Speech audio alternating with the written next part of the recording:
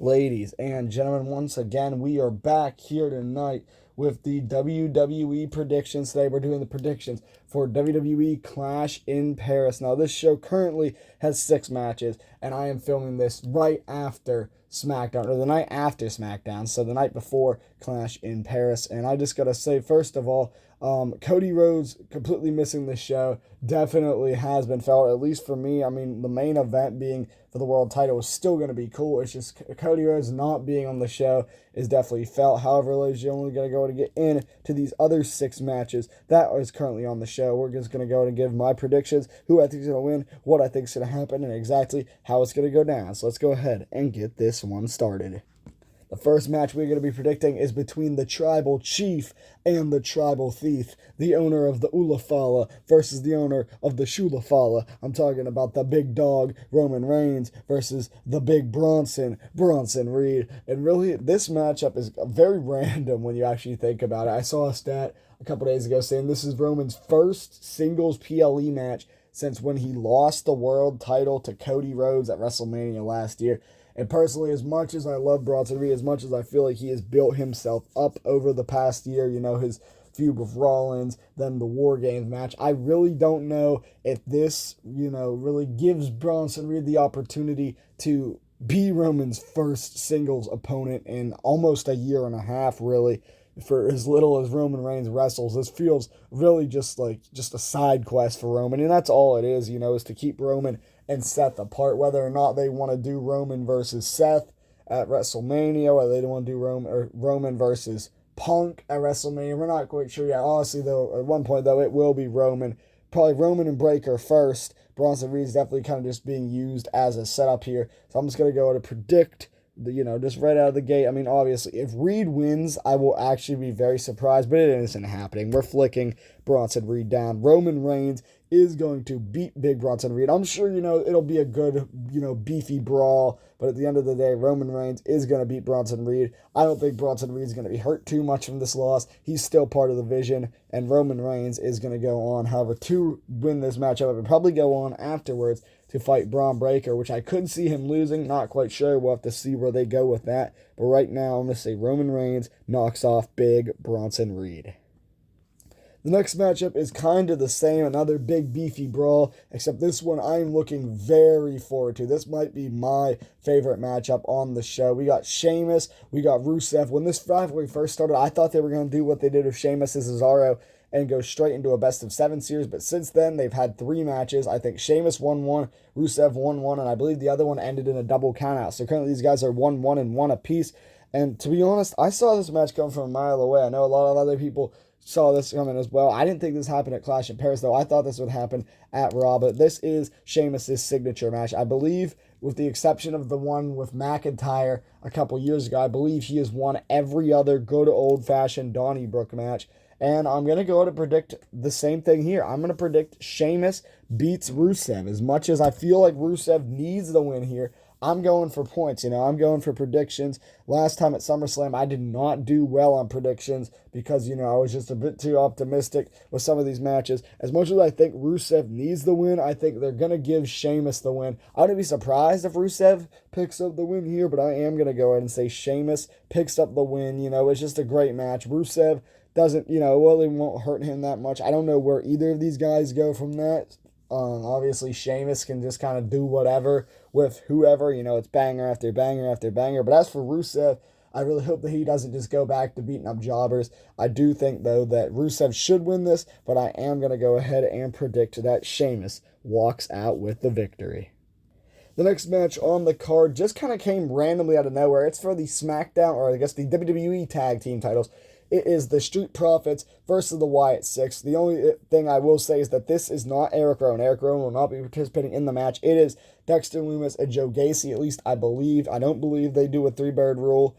But anyhow, I just put the Rowan figure here because I do not have Joe Gacy's figure. It is still on back order. But anyhow, we're using Rowan here just as, kind of a placeholder. But it is for the WWE Tag Team Championships. Now, this match, just like I said, kind of came out of nowhere. Like, I was watching SmackDown on Friday. I think I went to the bathroom. Maybe I was playing on my phone. I'm really not quite sure. But then I come back only to hear, I believe, Michael Cole saying that the winner of this match will get an opportunity at Clash in Paris, which is really odd to consider WWE already had 5 matches, and normally that's all they do. This kind of just felt like fluff, kind of like filler for this match. But anyhow, this is for the WWE Tag Team Championships, and really up until recently, I was just thinking, oh, this is just going to be another, just easy win, or not easy win, but another win nonetheless for the Wyatt Six. And I do think the Wyatt Six are going to retain the tag team titles here. I wouldn't be surprised if the Street Profit wins them, but at this point, the Street Profits really don't need the tag team titles. And I think, curiously enough, that this might start the dissension of the Street Profits. Maybe not. Maybe they do another 8-Town Down Under thing. But, just what Uncle Howdy said last night about, I guess we could say Bo Dallas said last night about whether or not can you trust your brother when you go into fight and all that. But I am going to go ahead and predict that the Wyatt Six do retain. They're just a bit, new to the tag team division. I think they're only like in chance for 6 or 7 weeks. But anyhow, I am going to go ahead and predict that Joe Gacy, not Eric Rowan, and Dexter Lumis are going to retain the tag team titles. I'm curious to see how they go for a tag team title match on a PLE. Because, the PLE matches are usually longer. So I am curious to see how the Wyatt Six will do in a normal, long 2-on-2 tag match that isn't a stipulation match. But anyhow, I am going to predict that the Wyatt Six will retain the tag team titles. Next up, it is for the Women's Intercontinental Championship, and the pay-per-view streak continues. For those of you that have seen my previous PLE prediction videos, you guys know Becky Lynch standing here by herself with the Women's Intercontinental Championship has been something that's really happened since May, whenever she came back here. But anyhow, to this time, it is Becky Lynch versus Nikki Bella. I do not have a Nikki Bella figure. I don't even know the last time Nikki Bella got a figure released. However, though, Becky Lynch versus Nikki Bella, and I think this matchup might be the easiest match to predict all night, maybe besides the main event, which we will get to in a moment. But if Nikki Bella wins, I will be incredibly surprised. I do not see a world where Nikki Bella walks out with this Women's Intercontinental title. Other than that, though, I have no idea who is going to knock off Becky Lynch. I feel like this matchup was only put on here because of Stephanie Vaquer and Naomi not being able to have their matchup. However, Stephanie Vaquer could go and do whatever. She was who I predicted was going to take the title off Becky, but with Stephanie, in the women's world title scene, at least for now, not really quite sure who's going to take the title off Becky, but I tell you what, it will not be Nikki Bella. So I'm just going to go in and just not talk too much about this match. I don't know where Nikki Bella goes from here, whether or not she goes away, whether she just continues to do whatever, not quite sure. But this isn't about Nikki Bella. This is about Becky Lynch. And I'm going to say Becky Lynch continues her title reign. I've really been enjoying her title reign. As for who beats her, though, I have no absolute clue. Maybe they do a draft. Not really sure. But I am going to say Becky Lynch retains the Women's Intercontinental Championship. Next up, it is Logan Paul versus John Cena. Now, I missed the SmackDown when this got announced. So when I pulled up the results the next day to see that this matchup had been confirmed, I was absolutely furious that they wasted a pay-per-view match with John Cena against Logan Paul. Now, whenever they originally announced the retirement tour, everybody was like, oh yeah, this match is definitely happening. It was even rumored perhaps to be a WrestleMania match at one point. But anyhow, we have Cena, we have Logan Paul. I've kind of warmed up to the match, especially because the promos the past couple weeks have been great. Now, as for who wins, I've seen a lot of people saying this is going to be Logan Paul, and that is for one reason, and I don't have his figure currently next to me, but it is because of Brock Lesnar. Now, obviously, Lesnar has not been seen since SummerSlam. He came back, he F5'd Cena, and he disappeared quicker than John Cena's hairline. But anyhow, though, we got Logan, Cena, and personally, I am going to say Cena wins here. I'm going to knock Logan Paul down. I'm going to say Cena wins. I don't think Cena can go on. Well, let's put it this way. If Cena beats Logan Paul and loses to Lesnar, that makes sense. But if Cena loses to Logan Paul and then overcomes Lesnar, I feel like that not only hurts the credibility of Cena, but also Brock Lesnar. And also, unless, because Brock Lesnar isn't going to do this quick running. He's not going to do like a Roman Reigns spear and he's out of here. Unless the ref gets knocked out Lesnar has time to walk down to the ring. And, this could happen. I could be sitting here tomorrow night at this time because I'm currently filming this at midnight. So technically it already is Sunday. So I could be sitting here tomorrow night, feeling just completely stupid, realizing that Lesnar, did a 7-minute run-in. But anyhow, unless that happens, which it possibly could, I'd say this match is a 50-50. A lot of these matches are actually 50-50. But just for the sake of John Cena, the fact that it is his retirement tour, and the fact that they gave Logan Paul a victory over AJ Styles early in the year, I don't think he needs this. I don't think Logan Paul could lose 12 matches in a row to Akira Tozawa and nobody would bat an eye. I'm just going to say, though, that for John Cena's sake, not that he needs the win, but I feel like he should win just because, it's his retirement tour. He should be doing whatever against whoever. But anyhow, I'm going to go ahead and predict John Cena to beat Logan Paul.